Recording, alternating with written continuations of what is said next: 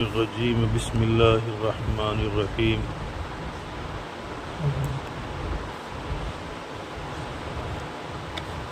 وَإِذْ آتَيْنَا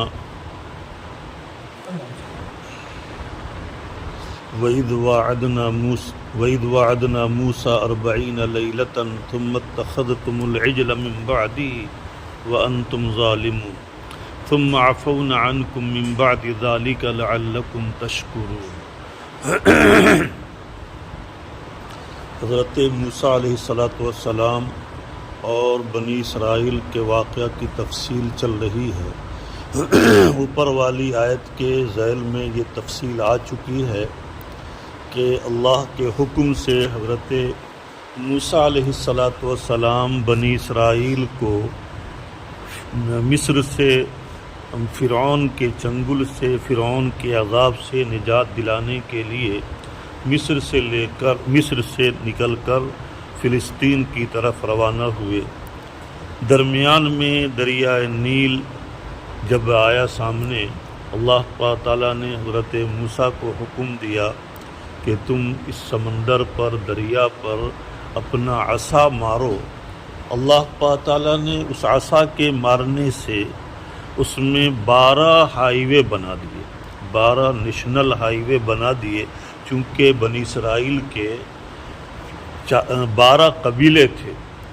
بنی اسرائیلیوں کی کل تعداد تقریباً 6 لاکھ کے قریب تھی اور اس کے 12 قبیلے تھے، تو اس وجہ سے جو ہے وہ ان کے لیے 12 راستے بنائے گئے اور وہ لوگ آسانی سے دریائے نیل کے اس پار چلے گئے۔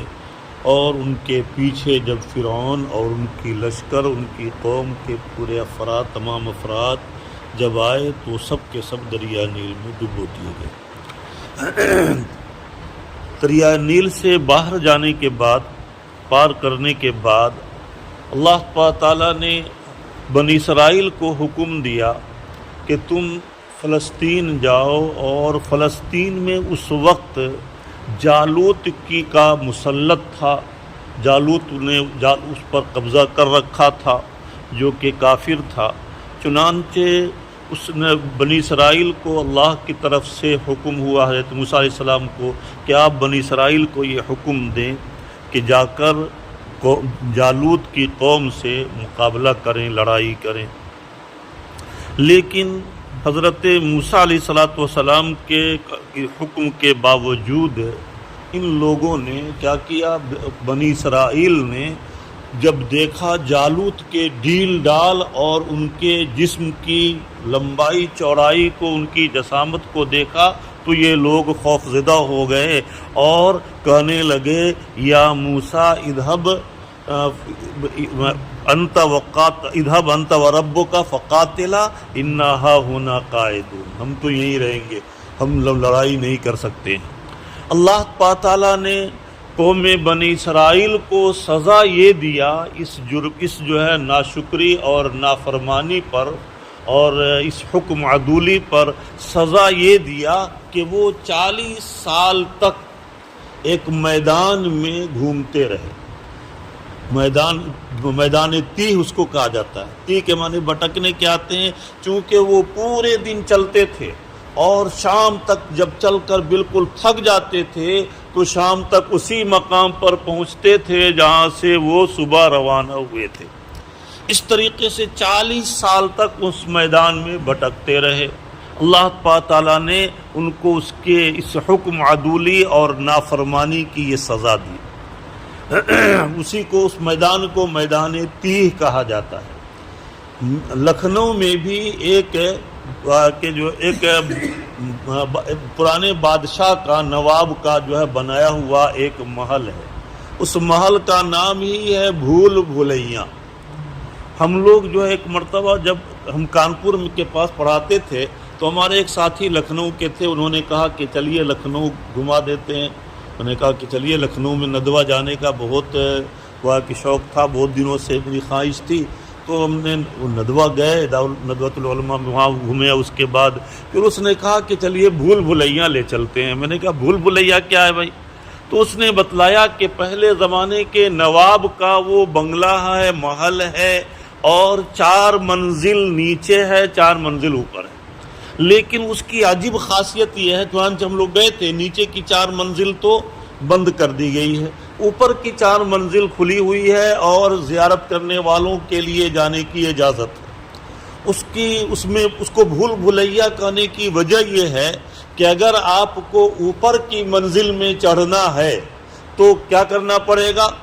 نیچے جانے والی زینے سے آپ کو جانا پڑے گا، نیچے جانے والے زینے سے آپ جائیے اور اس کے بعد گھوم کر کے پھر وہ اوپر جائیے گا، اور اگر آپ نے جو ہے اوپر جانے کے لیے اوپر جانے والے زینے کو اختیار کر لیا تو آپ نیچے چلے جائیں گے۔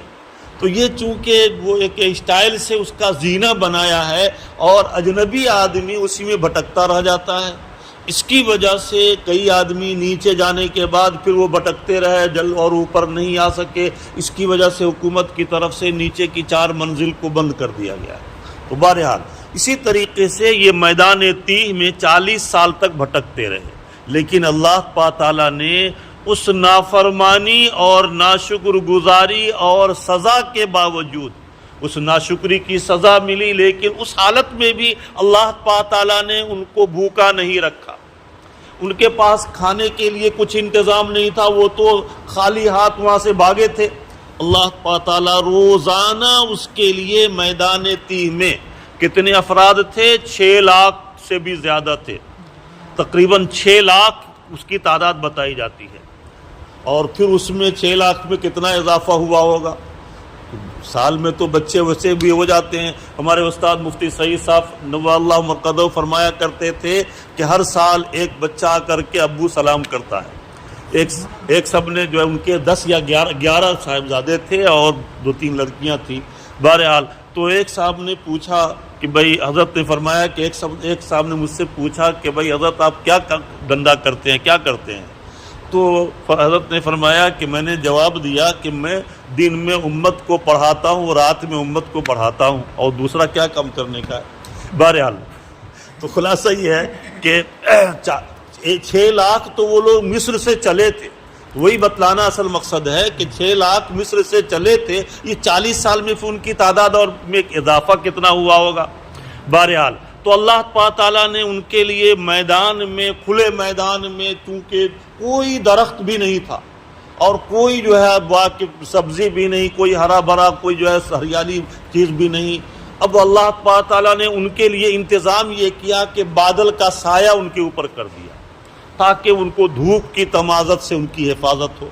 کھانے کے لیے انتظام یہ کیا کہ صبح صادق سے لے کر طلوع آفتاب تک ان کے لیے آسمان سے چھوٹا چھوٹا دانہ، جس کو سفید چنا کہتے ہیں، جیسا کہ مزار کے اوپر بھی لوگ چڑھاتے ہیں اسی طرح کے دانے کو، اب مندر میں بھی سفید دانہ رہتا ہے، بڑا چنا سے بڑا تھوڑا، تو چنا کی طرح سے گول رہتا ہے، تو اسی طرح سے من جو ہے وہ آسمان سے اترتا تھا صبح صادق سے لے کر اور طلوع آفتاب کے درمیان، اور ان لوگوں کو کہا گیا تھا کہ بھائی دیکھو، اتنا ہی تم اٹھانا، اتنا ہی لینا ہر شخص کہ جو 24 گھنٹے میں تمہارے لیے کھانے کے لیے کافی ہو جائے، زیادہ مت لینا، روزانہ تازہ تازہ پھل تمہارے لیے یہ آئے گا۔ بہت انتہائی لذیذ اور میٹھی یہ چیز تھی، اور یہ جنت سے چونکہ یہ غذا آتی تھی اس وجہ سے بہت ہی لذیذ تھا۔ تو ان لوگوں نے شرارت یہ کیا یہاں پر بھی کہ ان لوگوں نے جو ہے ایک آدمی کئی دن کا جمع کر کے رکھ لیتے۔ اب ایک آدمی جب کئی آدمی کا حصہ لے لیں گے تو ظاہر بات ہے دوسرے کا حصہ کم پڑ جائے گا، چنانچہ اللہ تعالیٰ نے اسی وقت سے کھانے کے سڑنے کا سلسلہ شروع کر دیا۔ چلو اب کھانا سڑ جائے گا، زیادہ کل ہو کر کے رکھو گے، ایک دن سے زیادہ جو لوگ ہیں وہ پھینکا جائے گا، سڑ جائے گا، ورنہ اگر جو ہے وہ لوگ ایسا نہیں کرتے تو کھانا سڑتا ہی نہیں، ہم لوگوں کو گھر میں فریج وغیرہ کی کوئی ضرورت نہیں پڑتی، لیکن یہ کہ ان لوگوں کی شرکشی کی وجہ سے کھانا سڑنا شروع ہوا اور اس کی بنا پر فریج رکھنے کی ضرورت پیش آئی۔ بہرحال تو ایک تو یہ ان کے لیے، اب وہ میٹھا کھانا ان کو باقی جو ہے صرف اچھا نہیں لگتا، تو ان کے لیے کہا گیا کہ بھائی کبوتر کی طرح سے بٹیر ایک چڑیا آتی تھی، کہا گیا بھائی اس کو پکڑو اور ذبح کر کے سب ان کے پاس آ کر کے بیٹھ جاتی تھی، اور وہ جو ہے اپنے اس کو ذبح کر کے کھاتے تھے. اور بعض علماء کی رائے یہ ہے کہ وہ مرغ مسلم تازہ بھنا ہوا فرائی کیا ہوا اترتا تھا. اور من سلوا جو ہے وہی بٹیر، بھنی ہوئی بٹیر. تو بعض مفسرین کی رائے یہ ہے کہ وہ بھنی ہوئی بٹیر آسمان سے اترتی تھی، جیسے مرغ مسلم ہوتا ہے اسی طریقے سے چٹپٹا. اور بعض محدثین کی رائے ہے کہ نہیں، بٹیر آ جاتا تھا، کبوتر کے مثل چڑیا ہوتا تھا، اس کو کہا جاتا بھائی اس کو شکار کر کے تم لوگ اس کو پکڑو اور پکڑ کر کے ذبح کر کے کھاؤ بھون کر کے. بہرحال تو یہ تو ان کے کھانے کا انتظام کیا گیا. اور سایہ کے لیے بادل کا اللہ تعالیٰ نے انتظام کر دیا، بادل کا سایہ کر دیا. پہننے کے لیے کپڑے تو وہی پہن کر آئے تھے جو پہنے تھے وہی. اللہ تعالیٰ نے ایسا انتظام کیا کہ وہ کپڑا کبھی گندا ہی نہیں ہوتا اور پھٹتا ہی نہیں تھا. 40 سال تک وہی کپڑا پہنے رہے، نہ کپڑا ان کے بدن کا گندا ہوا اور نہ پرانا ہوا اور نہ پھٹا. اللہ تعالیٰ نے ان کے لیے حفاظت کا یہ انتظام کیا. اس کے بعد 40 سال تک اس میں رہنے.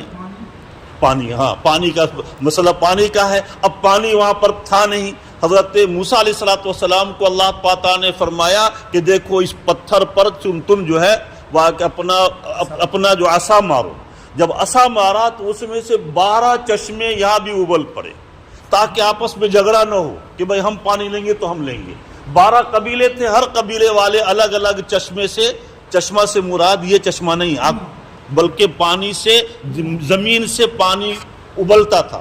جیسے جو ہے زمزم کا کنواں جو ہے اس میں پانی ابلتا ہے زمین سے، اسی طریقے سے زمین سے پانی ابلتا تھا، اس کو چشمہ کہا جاتا ہے. تو 12 چشمے زمین پر جو ہے پھوٹ پڑے اور وہ پانی انتہائی شیریں اور ٹھنڈا اور میٹھا. بہرحال جو ہے وہ پانی پینے کے لیے اللہ تعالیٰ نے اس طرح سے انتظام کیا. گویا کہ یہ بتلانا مقصود ہے کہ اتنی ساری ناشکری اور نافرمانی کے باوجود بھی اللہ تعالیٰ نے ان کو بھوکا نہیں رکھا، ہر راحت و آرام کا انتظام ان کے لیے کر دیا. بہرحال 40 سال کے بعد پھر یہ لوگ جو ہے ان لوگوں کو کہا کہ تم کو تو جانا ہے اور فلسطین کے اندر جو جالوت کی حکومت ہے اس کو ختم کرنا ہے. چنانچہ اللہ تعالیٰ نے حکمت عملی سے جالوت کو شکست دیا اور اس کے بعد پھر جو ہے یہ لوگ فلسطین میں داخل ہوئے. فلسطین میں جب داخل ہوئے تو یہ کہا گیا کہ دیکھو تم جو ہے اپنی عاجزی اور بے کسی اور بے بسی کا اظہار کرتے ہوئے متواضعانہ ہیئت میں داخل ہونا، اپنی برتری اور بڑائی کا اظہار کرتے ہوئے فاتحانہ حیثیت سے بیت المقدس میں داخل مت ہونا. چنانچہ اللہ کے نبی صلی اللہ علیہ وسلم فتح مکہ کے موقع پر جب مکہ میں داخل ہوئے تو مفسرین نے لکھا ہے کہ اللہ کے نبی صلی اللہ علیہ وسلم اونٹنی کے اوپر سوار ہو کر جب آ رہے تھے تو آپ نے اپنے سر کو اس قدر نیچے کر دیا تھا کہ بالکل اونٹنی کا جو کوہان ہے اس کے قریب اپنا سر بالکل کر لیا تھا، تاکہ بالکل یعنی متواضعانہ حیات اختیار کرنے کے لیے. اور مکہ میں جانے کے بعد، فتح مکہ کے بعد کے موقع پر جب آپ مکہ میں داخل ہوئے تو آپ نے سب سے پہلے جا کر کے چاشت کا وقت تھا، آپ نے 8 رکعت وہاں پر نماز ادا کیا. یہ نماز گویا کہ شکر کے طور پر واقع بھی تھا اور اسی طریقے سے اپنی عاجزی کو ظاہر کرنے کے لیے بھی اور اللہ کی اس عظیم نعمت کے حصول پر شکر گزاری کے طور پر بھی. چنانچہ جو ہے جب کسرا کے اوپر اللہ تعالیٰ نے فتح یابی حاصل ہوئی تو وہاں بھی جو ہے وہ جو ان کے قائد تھے انہوں نے بھی سنت پر عمل کرتے ہوئے جا کر کے 8 رکعت نماز ادا کیا. بہرحال تو ان کو بھی کہا گیا کہ تم بھی وہی تفصیل آ رہی ہے واقعات میں تھوڑا آگے پیچھے قرآن کے کے آیتوں میں ہے، لیکن یہ کہ اس ترتیب سے واقعہ پیش آیا ہے جو میں نے ابھی بیان کیا. وَإِذْ وَعَدْنَا، اچھا اس کے بعد ابھی وَإِذْ وَعَدْنَا جو ہے اس کا تعلق پھر بعد سے ہے. یہ لوگ وہاں جو ہے فلسطین چلے گئے. فلسطین میں کچھ رہنے کے بعد اسلامی حکومت کے قیام کے بعد پھر اللہ کا حکم ہوا کہ آپ کو بنی اسرائیل کو لے کر مصر میں جانا ہے. چنانچہ مصر میں جو فرعون اور اس کے جتنے بھی مرد تھے وہ سب ختم ہو گئے تھے، صرف عورتیں باقی رہ گئی تھیں. چنانچہ حضرت موسیٰ علیہ السلام بنی اسرائیل کو لے کر پھر مصر میں آئے، اور مصر میں آنے کے بعد اللہ تعالیٰ نے حضرت موسیٰ علیہ السلام سے فرمایا کہ آپ چلہ کے لیے طور پہاڑ کے اوپر آئیے، ایک چلہ 40 دن تک آپ یہاں رہیے اور اللہ کی عبادت کیجیے، اور 40 آدمی کو بھی اپنے ساتھ لے لیجیے، اس وجہ سے کہ 40 ماربل کے ٹکڑے میں تورات اللہ کے جو عطا کیا جانا تھا، تو اس بنا پر کہا گیا کہ 40 آدمی کو لے کر ساتھ میں آئیے۔ اور جب حضرت موسیٰ علیہ السلام آئے طور پہاڑ پر، تو ادھر ان لوگوں نے سامری کے بہکاوے میں آ کر بچھڑے کی پوجا شروع کر دیا، جس کی تفصیل کل کی مجلس میں آ چکی ہے۔ اس کے بعد حضرت موسیٰ علیہ السلام کو اللہ تعالیٰ نے تورات عطا فرمایا۔ جب تورات لے کر حضرت موسیٰ علیہ السلام آئے تو دیکھا کہ یہ لوگ تو بچھڑے کی پوجا کر رہے ہیں، تو بچھڑے کی پوجا کرنے کی وجہ سے حضرت موسیٰ علیہ السلام نے سب کو سب کو سمجھایا، اور اس کے بعد پھر بچھڑے کو ذبح کر کے اس کو جلا ڈالا۔ اور لیکن یہ کہ اس وقت کی شریعت میں یہ قانون تھا کہ جو بھی اسلام کے خلاف ہو، اسلام سے مرتد ہو جائے، تو مرتد کی سزا یہ ہے کہ اس کو قتل کر دیا جائے۔ آج بھی اسلام کا، شریعت کا حکم یہی ہے کہ اللہ کے نبی صلی اللہ علیہ وسلم کا ارشاد ہے کہ من بدل دینہ فاقتلوہ، اگر کوئی مرتد ہو جائے تو وہ واجب القتل ہے۔ کیوں؟ اس وجہ سے کہ ارتداد کا مطلب یہ ہے کہ اسلام کو قبول کرنے کے بعد پھر دوبارہ کفر کو اختیار کرنا، یہ سنگین جرم ہے۔ گویا کہ اس نے اپنے عمل سے اس کا اظہار کیا کہ میں بہت قریب سے اسلام کو دیکھ چکا ہوں، اسلام ایسا مذہب نہیں ہے جس کو اختیار کیا جائے اور اس کے مطابق عمل کیا جائے۔ تو اس نے چونکہ اسلام کی تضلیل اور تحقیر کی ہے، اسی وجہ سے اس کے لیے سزا یہ ہے شریعت کا کہ من بدل دینہ فاقتلوہ۔ چنانچہ موسیٰ علیہ السلام کی شریعت میں بنی اسرائیل میں بھی یہی حکم تھا۔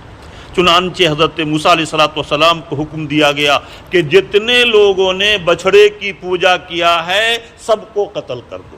چنانچہ سب کو قتل کر دیا گیا۔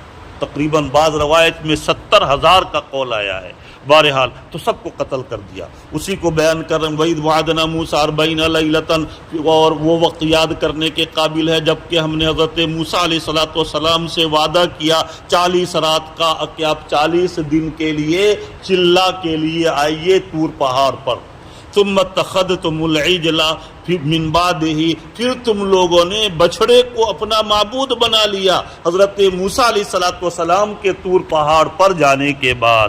وَأَنْتُمْ ظَالِمُونَ، اس حال میں کہ تم لوگ اپنے نفس کے اوپر ظلم کر رکھے تھے، ایک خدا کو چھوڑ کر گوشالہ اور بچھڑے کو اپنا معبود بنا کر تم نے اپنے نفس کے اوپر ظلم کیا۔ ثُمَّ عَفَوْنَا عَنْكُمْ مِنْ بَعْدِ ذَلِكَ، پھر ہم نے تم کو اس کے بعد معاف کر دیا۔ جو کچھ لوگوں کو قتل کیا گیا جو مین اس میں سرغنہ تھے، اور اس کے بعد پھر باقی کو معاف کر دیا۔ لعلکم تشکرون، تاکہ تم اللہ کی اس عظیم نعمت کی شکر گزاری کر سکو۔ وَإِذَا آتَيْنَا مُوسَى الْكِتَابَ وَالْفُرْقَانَ لَعَلَّكُمْ تَهْتَدُونَ، اور وہ وقت یاد کرنے کے قابل ہے جب کہ حضرت موسیٰ علیہ السلام کو ہم نے کتاب عطا فرمایا، اور فرقان، اسی فرقان کہتے ہیں حق اور باطل کے درمیان فرق پیدا کرنے والے کو۔ قرآن کو بھی فرقان کہا جاتا ہے، اور تورات کو بھی یہاں پر فرقان کہا گیا ہے، چونکہ حق اور باطل کے درمیان تورات میں جو احکام بیان کیے گئے تھے وہ ایسے تھے کہ جو حق اور باطل کے درمیان فرق پیدا کرنے والے تھے۔ تو اسی کی طرف اشارہ ہے کہ جب کہ ہم نے موسیٰ علیہ السلام کو کتاب اور فرقان عطا فرمایا تاکہ تم لوگ ہدایت کے راستے کو اختیار کر سکو، چونکہ ایمان پر تو یہ لوگ قائم تھے لیکن احکام واقعی شریعت کے احکام کی تفصیل ابھی تک نہیں دی گئی تھی، چنانچہ تورات کی شکل میں ان کو دیا گیا۔ تورات لے کر حضرت موسیٰ علیہ السلام جب آئے اور اپنی قوم کے سامنے یہ پیش کیا کہ دیکھو اللہ تعالیٰ نے یہ کتاب تم لوگوں کو دیا ہے، اور اس کے اندر ہمارے لیے جو احکام بیان کیے گئے ہیں اس پر عمل کرنا ہر شخص کے لیے ضروری ہے۔ اب قوم کے جو سربراہوردہ اور بڑے بڑے وڑیل قسم کے سردار قسم کے لوگ تھے، انہوں نے اشکال کیا کہ ہم کیسے مانیں کہ یہ اللہ کی کتاب ہے؟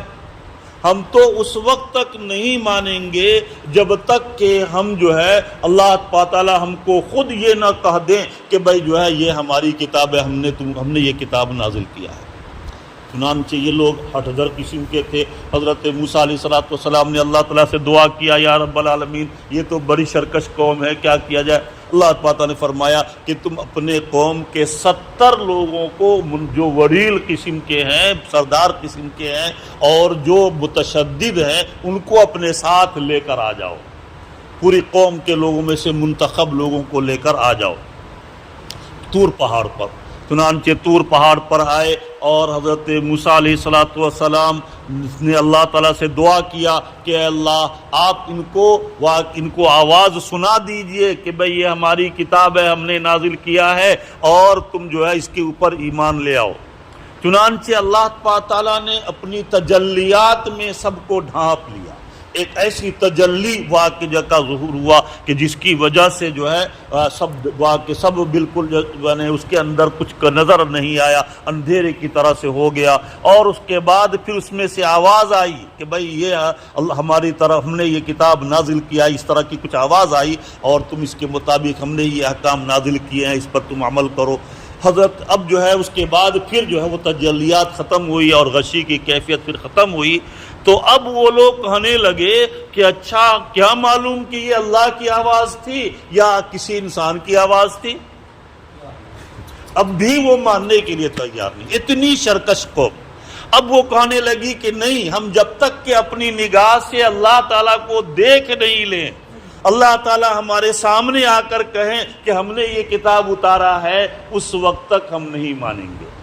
اللہ تعالیٰ نے فوراً ایک جو ہے بجلی کی جو ہے کڑک ظاہر کر کیا اور اس بجلی کی کڑک سے شاٹ لگا سب کو اور سب ختم ہو گئے، اسی طور پہاڑ کے اوپر سب ختم ہو گئے۔ اب جب سب تو ختم ہو گئے لیکن حضرت موسیٰ علیہ السلام پریشان ہو گئے، یا رب العالمین یہ تو اپنی قوم کے وڑیل اور سردار تھے اور پوری قوم کے منتخب لوگ تھے، اب ہم ان کو کیا کہیں گے جا کر کے کہ وہ میری بات کو ماننے کے لیے تیار ہوں گے؟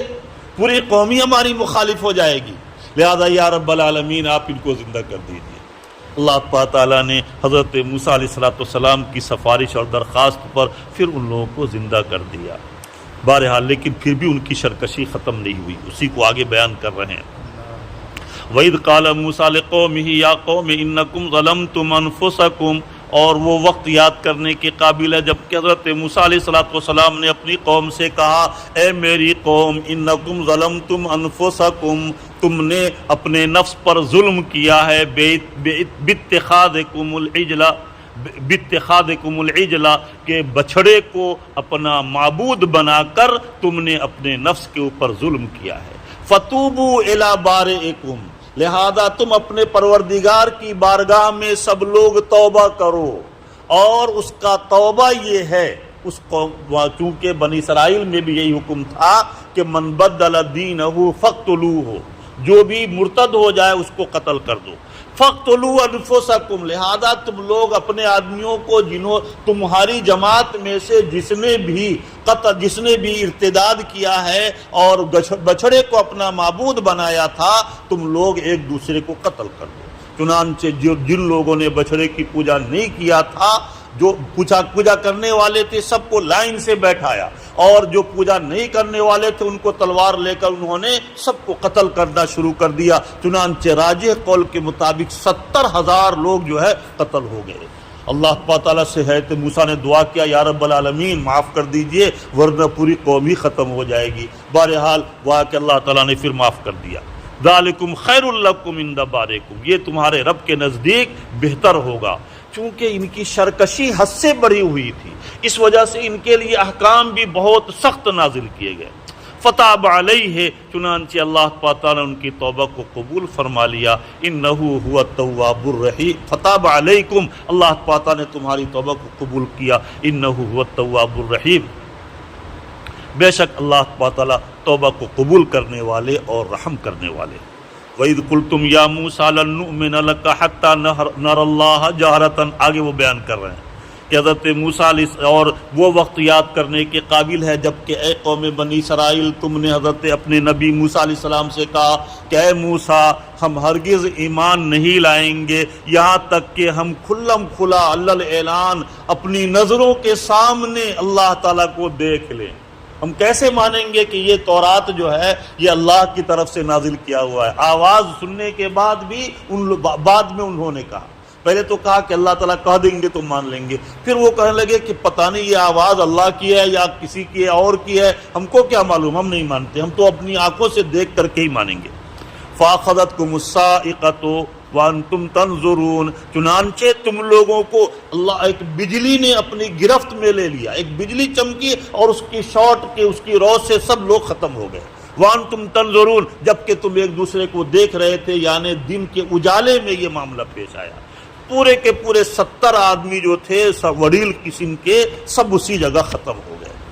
پھر حضرت موسیٰ علیہ السلام نے اللہ تعالیٰ سے دعا کی، یا رب العالمین ہم قوم کو کیا جواب دیں گے، میری بڑی شرکش قوم ہے، وہ میری بات کو مانے گی کیسے؟ تو ثم بعثناکم، ان کو آپ زندہ کر دیجئے، ثم بعثناکم من بعد موتکم، پھر ہم نے تم کو تمہارے مرنے کے بعد تم کو دوبارہ زندہ کر دیا حضرت موسیٰ علیہ السلام کی درخواست پر، لیکن پھر بھی شرکشی سے یہ لوگ باز نہیں آئے۔ لعلکم تشکرون، تاکہ تم لوگ اللہ کی اس عظیم نعمت کی شکر گزاری کرو کہ اس نے جو ہے، اور بعض مفسرین کی رائے یہ، بعض راجح قول یہی ہے کہ موت کو تاریک کیا گیا ان پر، بعض مفسرین نے ایک قول یہ بھی پیش کیا ہے کہ ان کے اوپر غشی طاری کر دی گئی، بے ہوشی طاری کر دی گئی، اور پھر ان کو بے ہوشی ختم کر دی گئی۔ لیکن جب موت سے تعبیر اور دوبارہ زندہ کرنے کا ذکر صراحتاً قرآن میں ہے تو جمہور مفسرین یہی فرما رہے ہیں کہ بھائی نہیں، اللہ کے لیے یہ کوئی مستبعد نہیں ہے کہ موت کے بعد دوبارہ زندہ کر دیں، اس وجہ سے راجح قول یہی ہے کہ ان کے اوپر موت کو طاری کر دیا گیا اور پھر دوبارہ حضرت موسیٰ علیہ السلام کی درخواست پر زندہ بھی کر دیا گیا۔ لعلکم تشکرون، تاکہ تم لوگ اللہ کی اس عظیم نعمت کی شکر گزاری کر سکو۔ اب آگے میدان تیہ کا واقعہ جو پہلے پیش آ چکا تھا اس کو آگے بیان کر رہے ہیں۔ وَظَلَّلْنَا عَلَيْكُمُ الْغَمَامَ، اور ہم نے تمہارے اوپر بادل کا سایہ کیا، کہاں؟ میدان تیہ میں، چونکہ کوئی درخت بھی نہیں تھا، کوئی ہریالی بھی نہیں، کوئی گھاس نہیں، بالکل چٹیل میدان، تو اب دھوپ کی تمازت سے یہ لوگ پریشان ہو جاتے، اللہ تعالیٰ نے ان کے اوپر سایہ کر دیا۔ وَظَلَّلْنَا عَلَيْكُمُ الْغَمَامَ، اور ہم نے تمہارے اوپر بادل کا سایہ کر دیا میدان تیہ میں، اور کھانے کے لیے وَأَنزَلْنَا عَلَيْكُمُ الْمَنَّ وَالسَّلْوَىٰ، اور ہم نے تمہارے لیے من و سلوہ نازل کیا۔ من سے مراد وہ چنے کے دانے کے مثل ہوا کہ میٹھا دانہ تھا اور جو بڑا لذیذ ہوتا تھا، اور سلوہ بھنی ہوئی بٹیر، اور باراج ایک قول یہ بھی ہے کہ بھنی ہوئی بٹیر مرغ مسلم کی طرح سے آتا تھا آسمان سے، اور دوسرا قول یہ ہے کہ زندہ کہ کبوتر کی طرح سے زندہ پرندہ آ کر کے ان کے پاس بیٹھ جاتا، وہ ضرورت کے بقدر اس میں سے جتنا ضرورت ہوتی لے لیتے اور اس کے بعد ذبح کر کے بھون کر کھاتے تھے۔ والسلوہ، راجح قول یہی لگ رہا ہے کہ بھنی ہوئی بٹیر آتی تھی کہ بھئی بھوننے کا جھنجٹ ان کے پاس کوئی انتظام وہاں پر کہاں تھا۔ اس کے بعد اللہ تعالیٰ نے فرمایا کلوا من طیبات ما رزقناکم، ہم نے جو تم کو یہ حلال اور پاکیزہ غذا جو عطا کیا ہے وہ تم کو بطور رزق کے تم کھاؤ۔ اللہ تعالیٰ کبھی اپنے نافرمان بندے کو، ناشکر بندے کو بھی اور نافرمان بندے کو بھی رزق سے محروم نہیں کرتے۔ ہر ایک کے رزق کا اللہ تعالیٰ نے وعدہ فرمایا ہے کہ بھئی ہم تم کو رزق دیں گے، ہم نے تم کو کمانے کھانے کے لیے پیدا نہیں کیا ہے۔ وما خلقت الجن والانس الا لیعبدون، تمہاری پیدائش ہوئی ہے صرف میری عبادت کے لیے، تم میری عبادت میں لگے رہو۔ ہم جو ہے جب اپنے نافرمان اور شرکش اور کے جو ہے اپنے جو ہے واقعی شرکش بندے کو بھی، کافر بندے کو بھی ہم جب رزق دیتے ہیں تو تم کو ہم اپنے مخصوص بندے کو، اپنی عبادت کرنے والے بندے کو کیسے ہم بھوکا رکھیں گے؟ اس کو تو بدرجہ اولا اور اچھا اور عمدہ اعزاز اور اکرام کے ساتھ دیں گے۔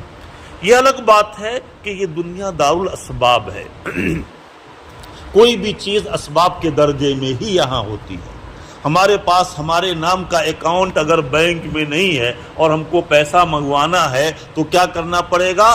جن کا اکاؤنٹ ہے ان کے اکاؤنٹ پر ہم منگوائیں گے۔ اسی طریقے سے اللہ تعالیٰ کیا کرتے ہیں کہ جو ایک وریل قسم کا جن کے پاس اسباب ہے، جنہوں نے اسباب اختیار کر رکھا ہے، تو اب ان کے واسطے سے پورے گھر کی رزق بھیجتے ہیں۔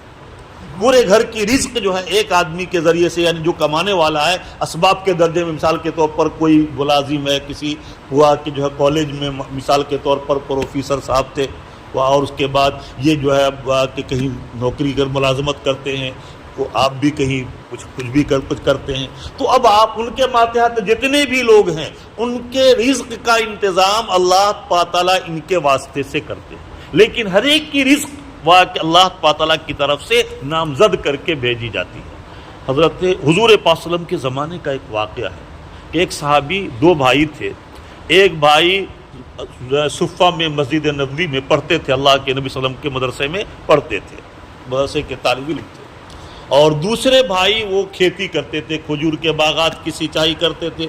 اب انہوں نے، جو بھائی کھیتی کرتے تھے، انہوں نے اللہ کے نبی صلی اللہ علیہ وسلم سے شکایت کی کہ اللہ کے نبی صلی اللہ علیہ وسلم میرے اس بھائی کو سمجھائیے کہ یہ جو ہے جو چھٹی کا وقت ہوتا ہے کم از کم اس میں تو ہمارا ہاتھ بٹایا کرے، ہم اکیلے اتنا جو ہے محنت مزدوری کرتے ہیں اور اکیلے کما کے لاتے ہیں اور سب کو کھلاتے ہیں، یہ جو ہے واقعی اتنا ہم کہاں سے کریں گے؟ اللہ کے نبی صلی اللہ علیہ وسلم نے فرمایا ایسا مت کہو، کیا بعید ہے کہ تم کو جو رزق دی جا رہی ہے اسی کے واسطے سے، اسی کے طفیل میں دی جا رہی ہے، اللہ تعالیٰ اس کی رزق تمہارے واسطے سے بھیج رہے ہیں، لہذا تم یہ مت گھمنڈی بڑائی کا اظہار کرو کہ ہم یہ کرتے ہیں، ہم وہ کرتے ہیں۔ جیسے میرے اکاؤنٹ پر اگر کسی کی رقم آئے، اب وہ تو ہم یہ نہیں کہہ سکتے کہ ہم نے ان کو یہ دیا، ان کو تو واجبی وہ اکاؤنٹ میں میری رقم تھی ہی نہیں، ان کی رقم تھی، انہوں نے میرے اکاؤنٹ پر منگوایا، ہم نے نکال کر دے دیا، ہمارا اس میں کیا احسان ہے؟ بہرحال تو خلاصہ یہ ہے کہ اللہ تعالیٰ نے اتنی سرکشی اور نافرمانی کے باوجود ان کو عمدہ قسم کا کھانا جنت سے بھیجتے رہے۔ کلوا من طیبات ما رزقناکم وما ظلمونا ولکن کانوا انفسهم یظلمون۔ ان لوگوں نے ہم نے ظلم نہیں کیا، لیکن ان لوگوں نے خود اپنے نفس کے اوپر ظلم کیا۔ کیا ظلم کیا؟ وہ ظلم یہی کیا کہ ان کو کہا گیا تھا بھائی جتنا تم 24 گھنٹے میں کھا سکتے ہو اتنا ہی تم اکٹھا کر کے لینا، اور باقی جو ہے وہ اکٹھا رکھنا، باقی دوسرے دن کا نہیں۔ ہاں البتہ جمعہ کے دن، سنیچر کے دن کا ایک دن زائد رکھ لینا، اس وجہ سے کہ جمعہ کا دن ان لوگوں کا عید کا دن ہوا کرتا تھا، یعنی ہفتے میں عید کا دن جیسے جمعہ کا دن ہمارے یہاں ہے، وہ سنیچر کا دن ان کے لیے عید کا دن تھا، تو ان کو حکم یہ تھا کہ سنیچر کے دن یکسوئی کے ساتھ اللہ کی عبادت میں لگے رہو۔